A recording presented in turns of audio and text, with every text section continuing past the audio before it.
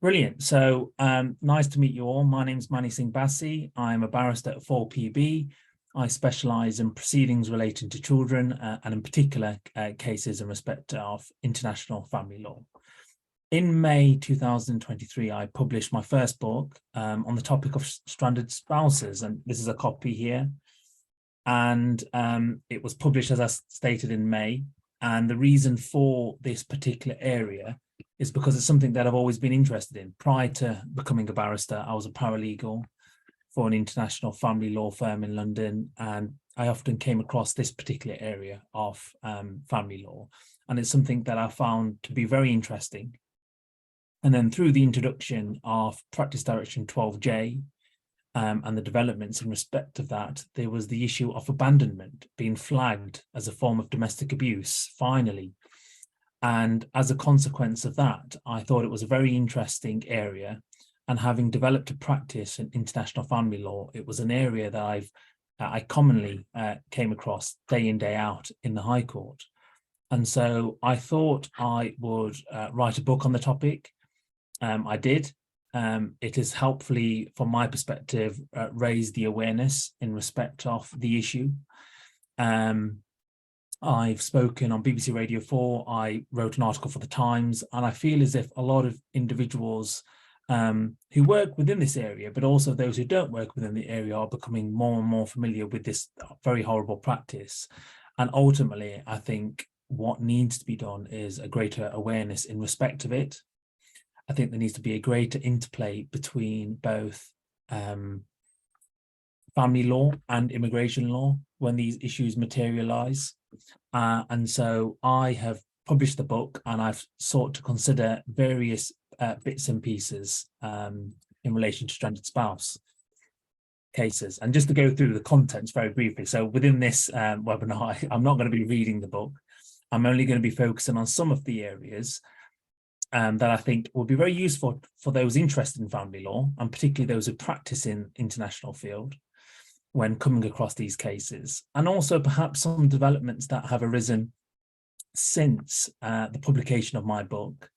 And in particular, there's been the recent president guidance in respect of work in the international family court arena, and that is also very important to some of the topics that I discuss within my book. So in terms of the contents of my book, I split the issues into various subsections, and within that, I've put it into chapters. So firstly, I go through an introduction to stranded spouse cases. And now that terminology, as it'll become apparent in this webinar, is historically within the High Court, particularly prior to Practice Direction 12J, and through the use of inherent jurisdiction and wardship proceedings, the phrase stranded spouse was one that was often being utilised. There is one Casey I know who told me he was the first person that came up with that terminology many years ago, but a lot of the historic cases refer to that. But as we now know, and I'll go through in this webinar, it's just a label. There's within Practice Direction 12J, there is a transitional marriage abandonment. Some people still refer to the concept as stranding. And the only reason I refer to stranded spouses is because when we look at the earlier case law that I particularly make reference to in my book, that was often the common occurrence. But we now know that relationships can be all different, can take all different forms. People don't necessarily have to be married in order to be stranded, as I'll come on to discuss. So chapter 1, I talk about an introduction to stranded spouses. I then go into defining it in chapter 2, and the different interpretations in case law and different examples in respect of it. My biggest chapter in the book is probably chapter 3, which is stranded and separated, and the inherent jurisdiction of the High Court. So that situation refers to a spouse or a person who is stranded from the main country being England and Wales, and being separated from the subject child and or children, and the issues that could what could materialize in those particular circumstances. And so I also deal with stranded spouses in respect of being stranded with the children. Chapter 6, for example, refers to being stranded with the perpetrator So the person responsible for the stranding or abandonment being in that country with the subject children and the individual who is being stranded from or prevented from returning back to England.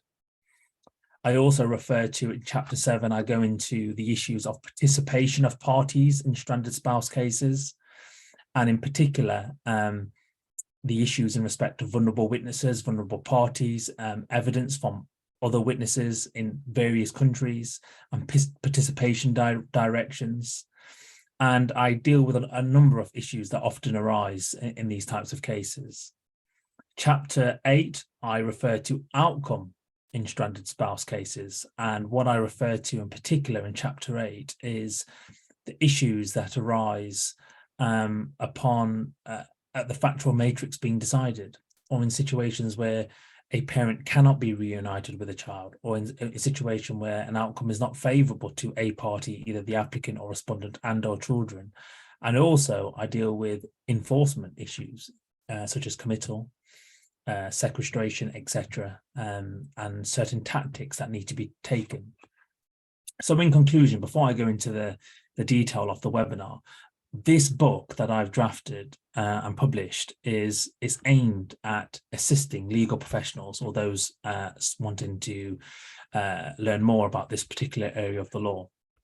I focus on tactics and strategies that should be adopted by applicants, by respondents, by even those who represent the children. And I look at it from all different dynamics, from the beginning, so from the initial abandonment, all the way on into how to rectify that issue, fact find, hearings, etc., participation directions, as I've outlined, and all the different strategies that can be utilized within the inherent jurisdiction. And towards the end, I look at the future in terms of, well, what can be done? And I do touch on some immigration cases over the last few years in particular, where there's been a consideration of the interplay between family law and immigration law, particularly in relation to stranding or abandonment. So I know also, just a caveat, because I can see the list of attendees, I know so many experienced lawyers have joined this, and I know a lot of you have been doing this for years and years and years. And there might be nothing you particularly gain out of this, but I hope there will be, and so we'll wait and see there. And just to say, in respect of the book, it is available. So I think on my Chambers profile, on my LinkedIn, etc., I have provided a link to it. It is available on Amazon next day delivery. So if you ordered it today, it would come through tomorrow. And if anyone has any feedback generally in respect of this webinar or the book or any other issues or any other points of interest, feel free to contact me. And because now many attendees have joined since the commencement of this webinar, I'm going to put in the chat function my email address. And so if anybody wants to reach out to me after today or to ask for the handouts, I'm currently on annual leave, so there'll be a few weeks delay after today, but I will get back to you and send you the handouts and get back to any other thoughts and queries that you may have. So in terms of the terminology, stranded spouse, I think what's really helpful for me, and I think I open up the book in one of the chapters in respect to this, is a decision of, as he was then, Mr. Justice Jackson, Peter Jackson now in the Court of Appeal, but Jackson J in the case of ZM and AM. And in that case, the facts are particularly stark, but I'm just going to read some of the quote from the judge in that case when talking about this issue. And his lordship stated, "Where one party to a failing marriage has secure immigration status and the other does not, the opportunity arises for the former to exploit the latter's weakness by taking advantage of immigration controls. This case is a bad, but by no means unique example, what has come to be known as the stranded spouse. A very young wife was lawfully brought to the United Kingdom, where she was dependent upon her husband and his family, and where she gave birth to a child who has major disabilities. Her husband made little effort to secure for her immigration status to which she was entitled, and when the marriage got into difficulty, she was then sent out of the country with no right to re-enter. The result is that she and her child have been separated for the past 3 years, a situation which is a breach of the right to respect of their family life under Article 8 of the European Convention of Human Rights. And the only way in which this breach can be remedied is by the mother regaining the ability to enter this country. The nature of the child's conditions means that whilst his mother remains abroad, there is no opportunity for any meaningful relationship between them. And through my line of work, that is an occurrence that I often see within these proceedings, whether acting for the applicant or respondent. There's often a disputed fact or facts from the beginning of the case in respect of, well, has there been an abandonment, has there been stranding, etc., etc. But that particular judgment of Jackson J really sets a scene in respect of the issues. And what we can see, therefore, in the general cases, what we know is in respect of stranded spouse cases, ultimately, there's a number of factors in existence. Firstly, a balance of power exists in one favor of one person over the other. So taking that example, one person who was a British citizen, for example, could have the control over the finances, immigration control, etc., or immigration papers, sponsoring, etc., visa, and maybe financially more secure than the other. The practice is domestically abusive, and I'll go on to PD12J later. Thirdly, there's an international dimension to these types of cases due to the fact that a stranding takes place in another country, which the person who is stranded may or may not be familiar with. That's another complicating factor.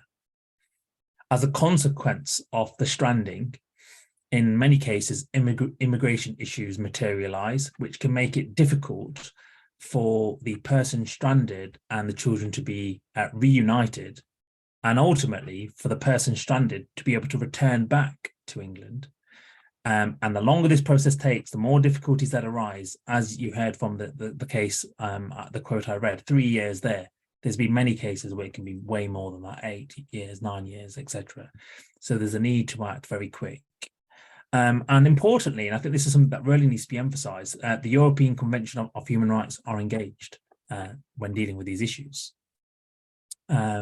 Even generally, Article 6, when somebody is stranded, they might be stranded in a very remote country with very limited resources in terms of even paying for the internet, having access to the laptop, having access to the bundle, to even provide their lawyers with advice, instructions to receive advice.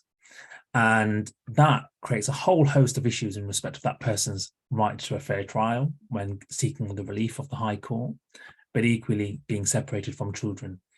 The Article 8 rights of the children and or the person being stranded is very much engaged, which is something that needs to be emphasized always in these types of cases.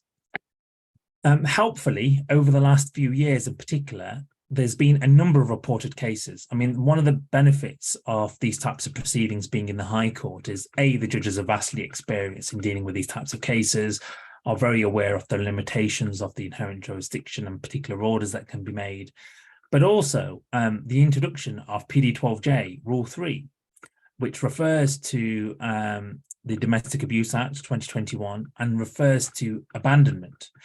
Now, the definition of abandonment within the rules is a very helpful one, first and foremost, but people shouldn't take it literally, because as I'll go on to explain, the concept of abandonment is very wide-ranging.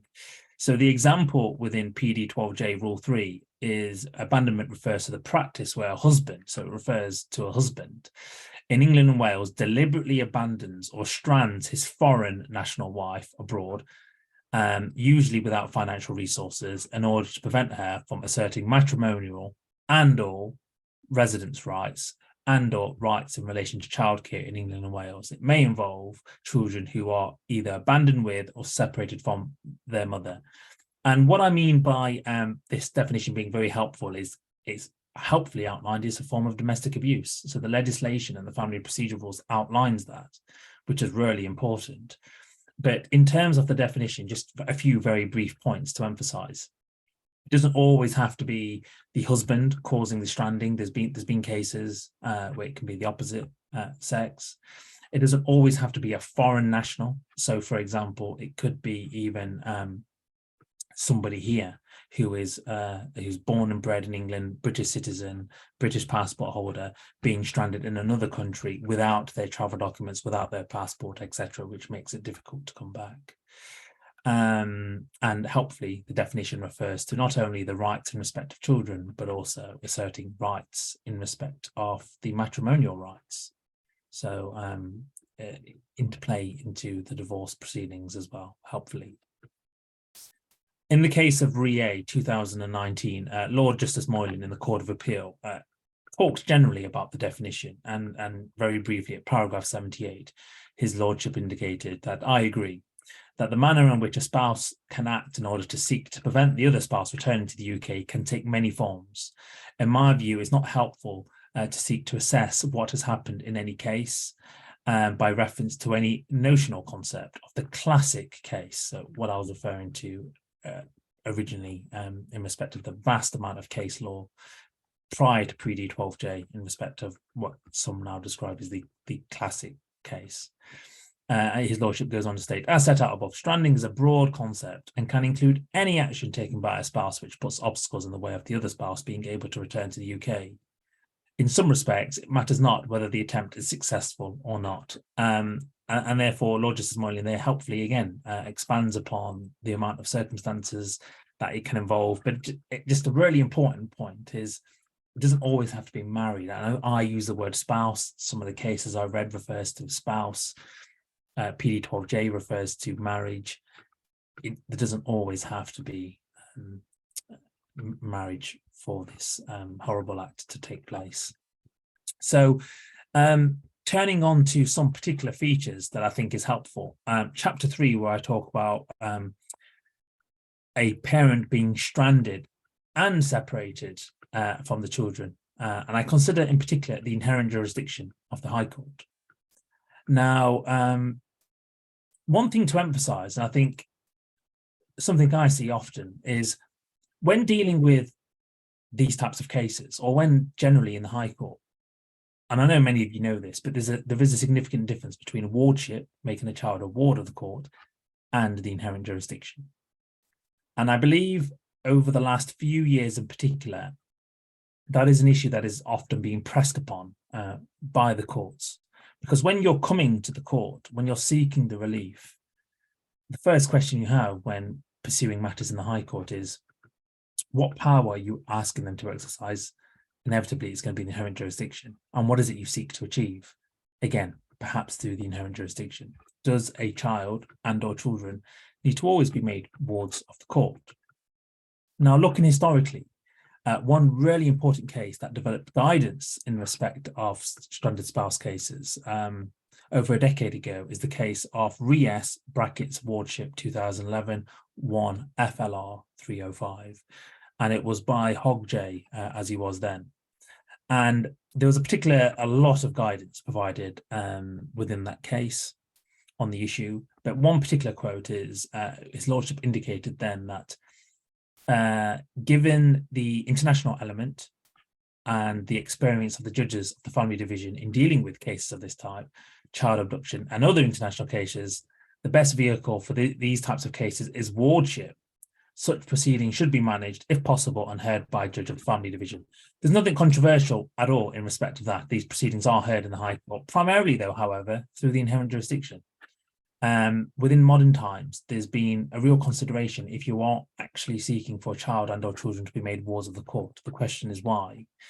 And in my book, I refer to the family procedure rules, in particular Practice Direction 12D, paragraph 1.3, where the family procedure rules actually goes on to specifically set out the distinguishing characteristics of wardship. And so when you're in the High Court, there are, of course, going to be a number of circumstances and a number of cases where you need children and or subject children to be made wards of the court. But there'll also be a lot of cases where you don't. When you're seeking orders in respect of tipstaff orders, when you're seeking disclosure orders, freezing injunctions, etc., wide-ranging powers of the court's inherent jurisdiction, you don't need a child to be made a ward of court for those powers to be engaged. It's the inherent jurisdiction you're using, only the inherent jurisdiction. But as I'll go on to, and I do deal with it significantly throughout the book in respect of circumstances in which wardship might be appropriate, in addition to using general powers under the inherent jurisdiction. Chapter 4, I refer to the issue of stranding when a parent is separated to a child, and generally how to commence proceedings. Through the inherent jurisdiction, C66, accompanied by C1A, and the first consideration typically is an ex parte hearing. But before I go on to this, the first point, and one really interesting point, through practice, I've discovered is the obstacles that are often in place for a person who has been stranded to even obtain legal representation. In my personal view, I could probably say there's 3 ways in which proceedings come to the arena, the door of the court in these types of cases. Firstly, you have the person being stranded actually managing to approach a lawyer directly. So the person could be in another country, and eventually she contacts a lawyer through I don't know, an internet search, etc. And you then obtain instructions as a solicitor, and you go on to make the appropriate application, etc. Of course, there's a number of difficulties in that: language difficulties, internet difficulties, providing financial documentation for legal aid under inherent jurisdiction and/or wardship. Fully appreciate practically in these cases there can be a lot of the obstacles arise pre-issue. Another common factor that I've personally seen a lot in practice, and I'm sure many of the lawyers who's joined this webinar as well, is sometimes the person who is alleged to have stranded the parent commences proceedings randomly in the local family court here in England, not in the High Court, just a local family court. And you might see, I don't know, an application saying, oh, I'll seek a child arrangements order for my children to live with me because the other parent has abandoned them voluntarily 2 years ago. Don't know where he or she is, don't know what he or she's doing. And they seek no responsibility over the children. And I'm being asked all sorts of questions in school, dentist, whenever I'm trying to exercise my parental responsibility. Sometimes those applications by the person alleged to have stranded a parent often raises eyebrows. If you come across an experienced district judge, circuit judge with expertise or knowledge in this particular area, it does raise questions. Where is this other parent? Why? I've only got one narrative. I'm not happy to deal with this in the local family court ex parte, but the person said they've served, but the other person hasn't attended. So sometimes I have personally seen from the other side, so for the person who was alleged to have been stranded, suddenly gets involved in proceedings because the district judge, circuit judge says, look, you need to serve all this on the respondent. You need to provide me proof. You're going to do it on WhatsApp. You're going to do it on email. And then suddenly, because of the rights contained within the application, sometimes within the orders, particular recitals, the person then who is being stranded understands their rights, reaches out to lawyers. If it's heard in the local family court in Nottingham, the heading's in the order, and then that person will ring lawyers in Nottingham, the city. So that's another. And then suddenly, if they do get legal aid or get legal representation, it's going to bump straight up to the High Court. So that's another option. And a third way in which I often see these cases materializing is referrals through charities and/or the police. So the person who is alleged to have been stranded or abandoned in another country doesn't know how to seek support, or was unable to, other than they know how to ring the police. They know how to ring a charity, and then the charities and police make referrals to lawyers. So that's, 3 broad ways in which I think these proceedings often commence. And then the first question you often have, and since the publication of my book, is if you are for the applicant, so the person alleged to have been stranded in another country, what is it you do? What does it do? Well, I look at all different scenarios. The person being stranded with the children, the person being stranded without the children, the person being stranded and currently with the perpetrator, So I take a number of different examples there. But one thing I particularly talk about in my book is the rules in respect of ex parte hearings and urgent application.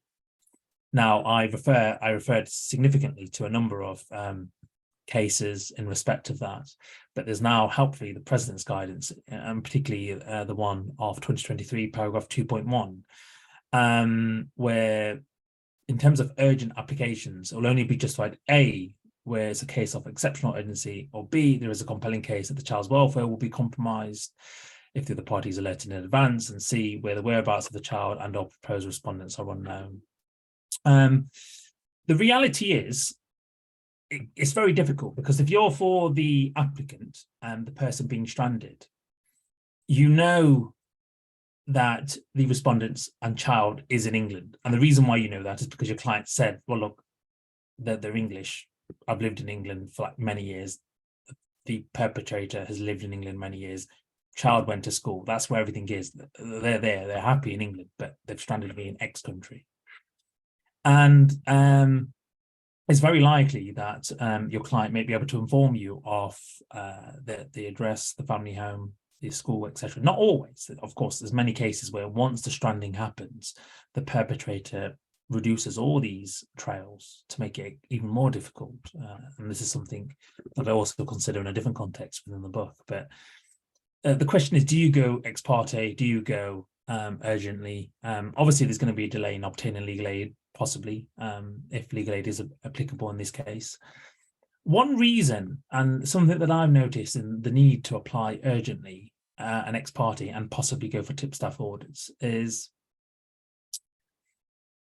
ultimately in abandonment cases, the factual matrix and the consequential directions and the consequential trajectory of the case will need to be looked at in the future. But overall, the factual matrix is going to be imperative, right?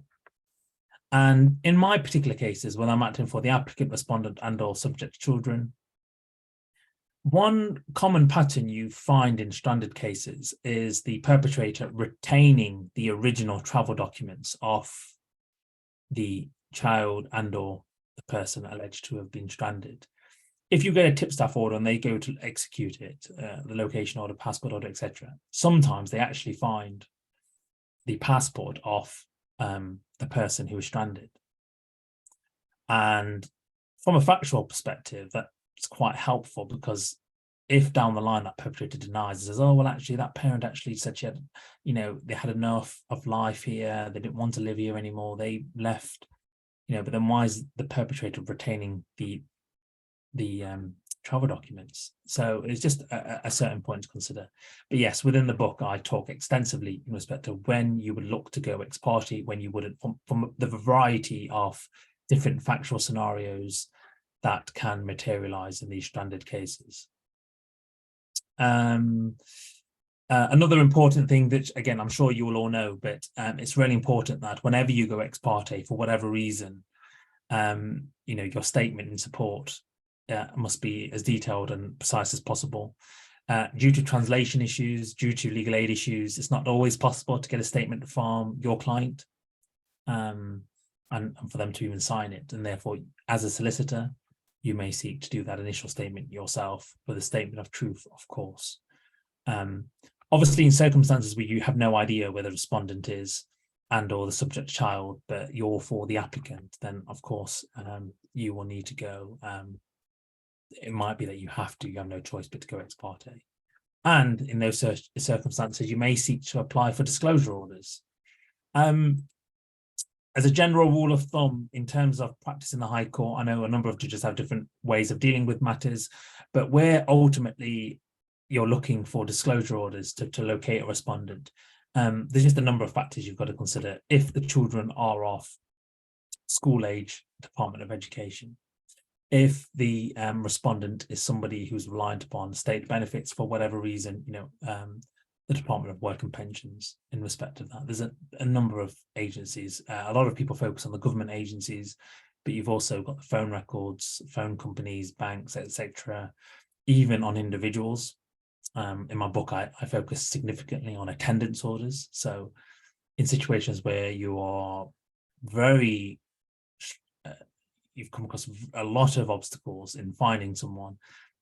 Orders against other friends or associates of the respondent to firstly attend court, a failure of which go down the bench warrant route, provided the attendance order that you have to draft. You do not draft bench warrants that's similar to tipstaff orders, that the court will do that. But the attendance order has to provide all the meaningful provisions. Just a few points on disclosure orders, because in practice, I'm noticing more and more issues in respect of them, and a few observations from judges. I deal with, in the book, I provide a checklist on things that practitioners need to look at when looking at disclosure orders generally. And I know a lot of you know this. I know there's precedents in respect of disclosure orders. But we all know that some agencies are quicker than others in responding, particularly government agencies. But just some general provisions to emphasize is, within the order, you've got to deal with the element of costs. In case the agency who a disclosure order is being made against seeks to apply or vary the matter, or is incurring costs in respect of obtaining information in respect of disclosure orders.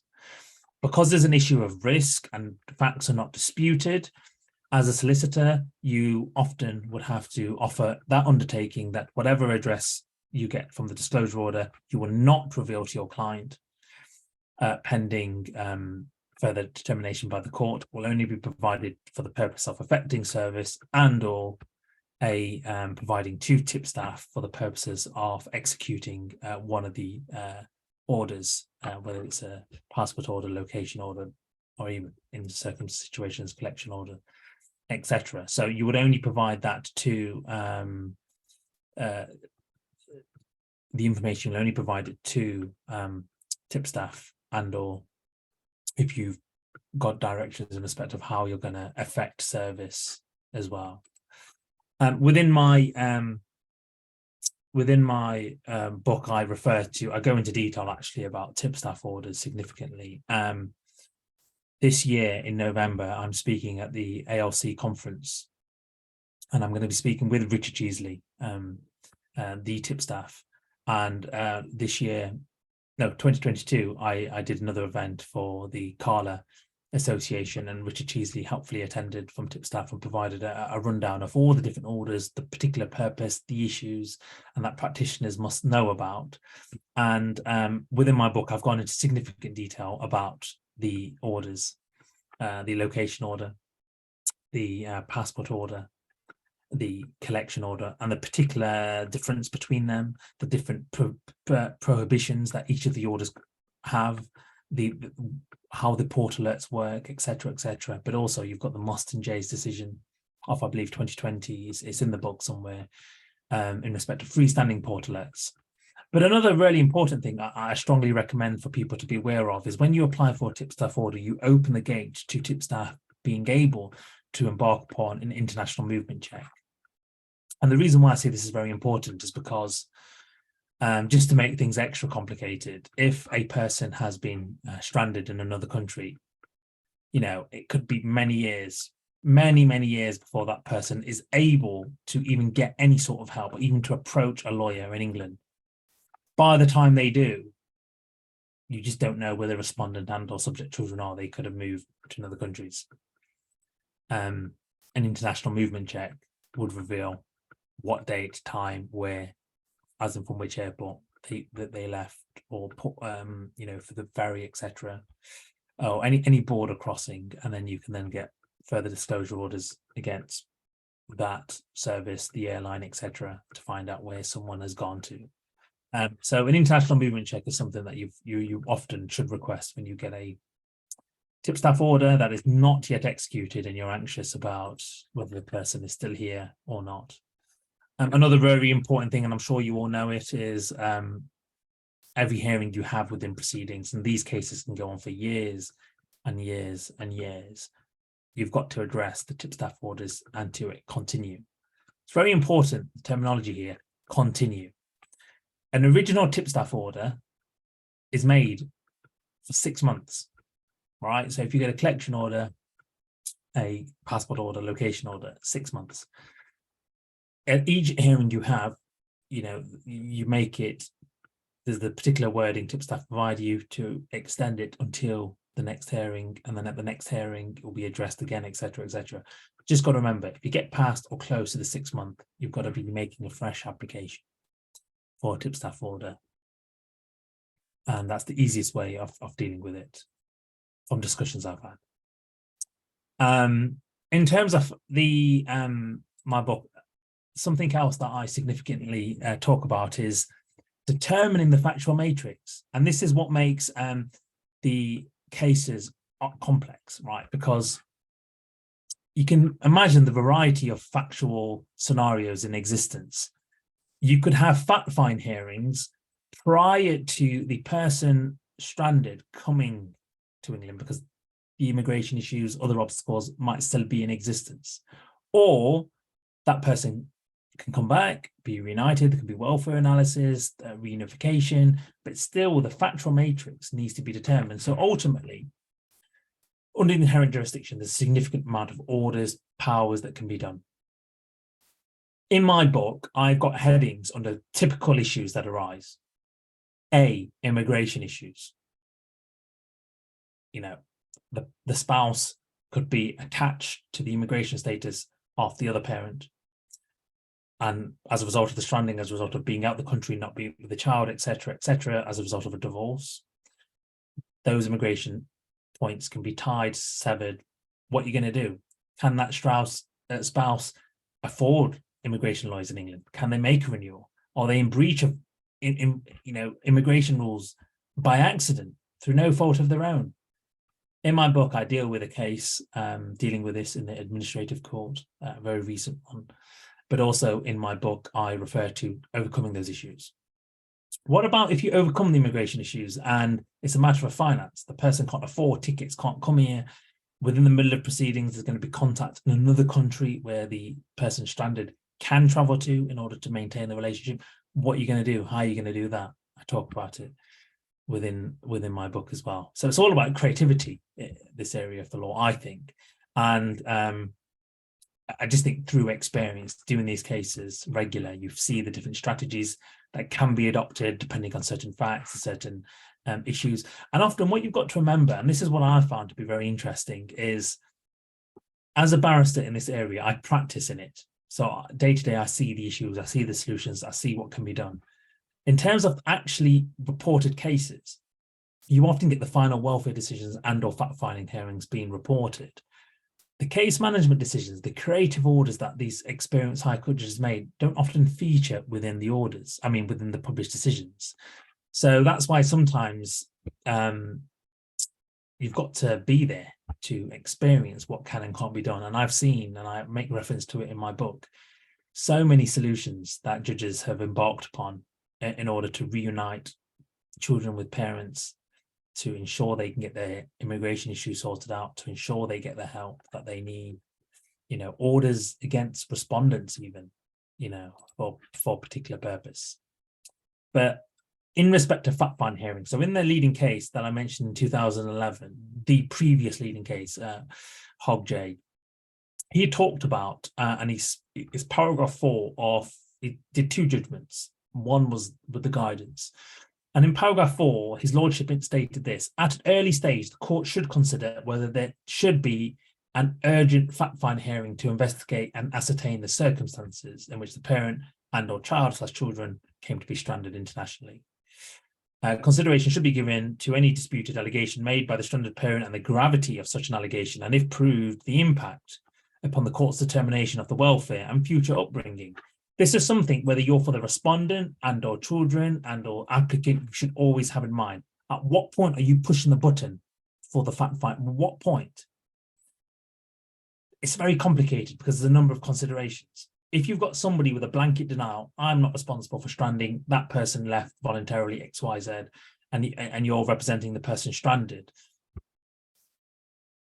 are findings going to assist you with your ultimate goal now, or will they assist you after you've dealt with bringing or reunification of the issue? So returning back to England and or child contact until the issue is properly dealt with at a final welfare decision.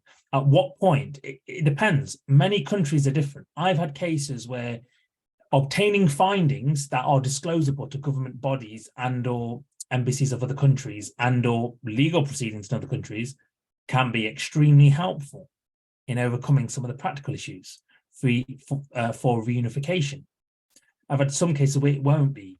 It just won't be, because there's no practical solution yet. But ultimately, the relationship between the child and or the person stranded is deteriorating daily because of separation. And so have you got to deal with it immediately? Also, if you're thinking about getting a guardian for the children, another thing to consider as well. So again, that's another important thing. In respect of one of the chapters in my book, I believe chapter 5, I deal with when the children are with the person being stranded. And then the other chapter is with the perpetrator being there. In those circumstances, I go into detail in respect of wardship, because there's a number of cases that I refer to about the particular benefits of wardship. So you are using the inherent jurisdiction, you're getting orders in the inherent jurisdiction, but making a child and or subject children wards of the High Court may assist you through a variety of ways. And I go on to explain some of the case law principles and how that can happen and what certain wordings you want in orders, etc., etc.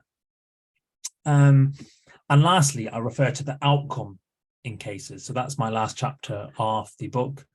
And I look at a number of different factors. So if, what happens after a fact find, what happens prior to a fact find, what happens with the orders, etc., etc. But I go all the way on to points of enforcement. So if you're looking at pursuing a committal for whatever reason. So for example, you might think, well, why would you want to commit someone in these situations? It could be because you might get to a point where orders are made on the respondent to take certain steps, either to bring the kids back and or the person who's stranded, or to resolve practical issues, whether it's with visa, finances, taking certain steps, practical steps, etc. And if a respondent is refusing to do certain tasks in the inherent jurisdiction proceedings, there might be very limited choice but to pursue enforcement through certain mechanisms. So overall, I hope that is a helpful summary of some of the points I talk about in my book in particular. I could go on hours and hours talking about it. There's so much and so many different scenarios and factors that I've gone on to consider. But that's basically it for the webinar. I said I would be 30 to 45 minutes. I think I'm bang on 45 minutes. So if anyone has any questions, as I say, from today, I'm not going to be around for the next 2.5 weeks to 3 weeks, but just drop me an email. I've put it in the chat. The reason why I'm not reading it out is because I'm recording this webinar. So it's in the chat and I hope you've all got it. I have prepared slides. I am happy to answer any questions. I've seen a couple Q&As come through to me, but because you've put your names there, I'll reach out to you and send you those answers or the links to those reported cases that you've asked me about. Just feel free to get in touch with me. So I would like to thank you all for joining this. I really feel very privileged and honoured that people have taken an interest in this topic and the book. I'm very grateful.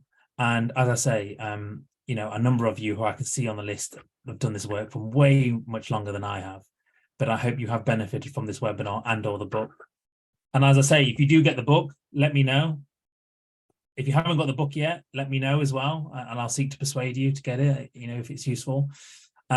Just to give you the heads up, I am due actually to publish another book in the new year on a very, very interesting topic that's kind of linked to this. So most of you who are attending this, look out for that. And yes, all the best. And thank you so much, everybody, for joining. And if you want a copy of this recording, I've been told to put it on YouTube. I don't know about that, but I will send it to you. Just ask me and I'll send it across. But yeah, thank you very much, everyone. And I'll catch you soon. See you. Bye-bye.